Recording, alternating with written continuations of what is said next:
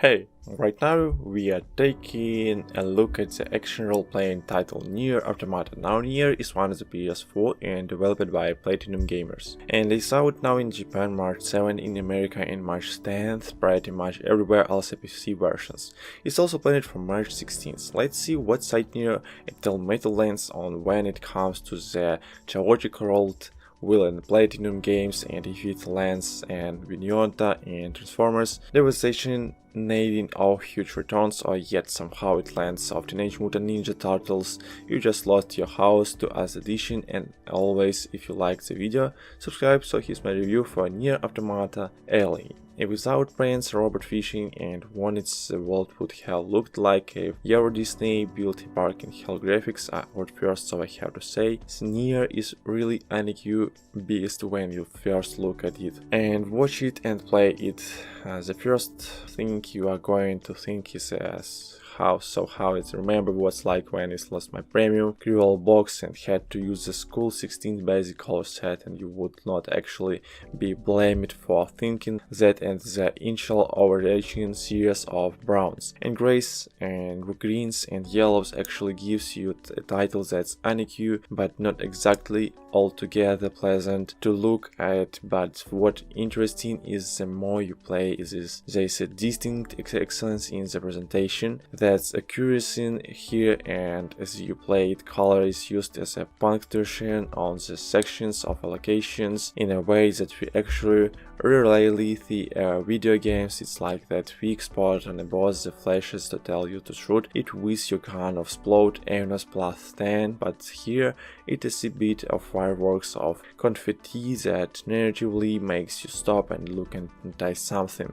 and even if that something is the absence of your original expectation without being needlessly Mr. So due to spoilers, basically color work here is fantastic and deeper than we actually see in other titles now design wise. NieR fits closely to its predecessor, and your spirit ringed around as they cannot find your pants android known as to be with her partner in robotic crime nights as they work through an incredible array of gameplay objectives, and 1 second you're slashing trash can aliens with razor blade huge decks, in the next year in a robot in a top-down pseudo 3D bullet hell moment, and that the next year are taking down enemies that make Shadow of the Colossus like it was a set of digital training wheels to get you prepared for the game that's going about NieR. Its presentation is incredibly apt for what it's trying to do, and as continues that sense of discovery that's contained within is matched both by incredibly varied and really